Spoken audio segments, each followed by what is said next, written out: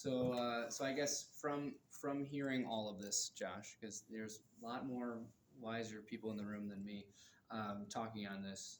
Do you feel like now hearing all of this, you want to kind of just improve your project, or are you thinking like, okay, like if I really had my druthers in a couple of years, I would just redo this, or I'm gonna take what I had and strengthen it up because I think that's good, or I'm curious if like I would love to see like as long as Mrs. Swa is still around here to just see like a year by year, like what happens to this thing.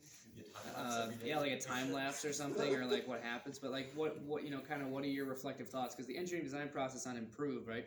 You have your own thoughts on improve, and then people are going to tell you what to improve as well, like that customer or what God tells you to improve when things happen. So like after hearing all of this, what are your kind of thoughts on moving forward with this project after what you've heard? Yeah, I'll definitely try to take their advice if my customer is willing.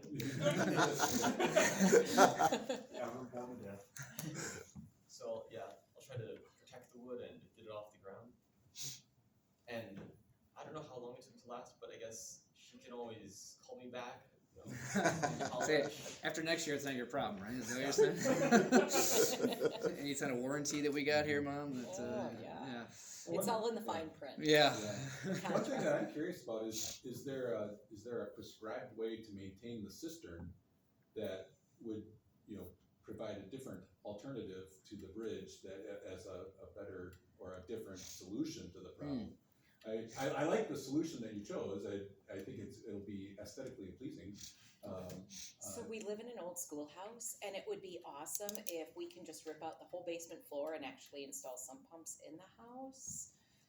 Yeah, and the walls are fieldstone and yada yada yada. So we're looking at like, I don't know, how much would that be up to now? Like $50,000. So little bridge for now. Yeah, exactly. And that's something that I think is a great thing to think about. Sometimes the best solution is the easiest solution. Sometimes, not always, but you don't want to necessarily over-engineer a solution when you especially know it's going to be temporary, or that there's something bigger down the road that you're working toward. And there's lots of situations to consider. That's why I appreciated that the nice looking bridge was option A. But you want to take into account long term. It's like, okay, is this going to be a bigger pain in the neck down the road because we haven't really done anything to protect or help the cistern be optimized or improved or removed or whatever. I always call those anti-patterns. It's like you did something that you didn't think was a really good idea, but down the road, am I going to be worse off because I went this route? Money now is cheaper than money later. A lot of times, just with inflation, as we're all recognizing. So the cost is going to be higher down the road. So maybe a more expensive solution now, fixing the root problem, is better than trying to fix the root problem later.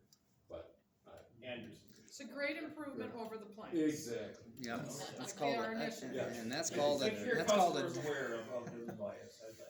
That's called adulting. That's- Everything he just said right there, it applies to every aspect of putting tires on your car or getting the nice fix So in you're the saying I house. should change the oil in the car? Yeah, right. It's cheaper to just. Western but, diet, sleep schedule, This- health.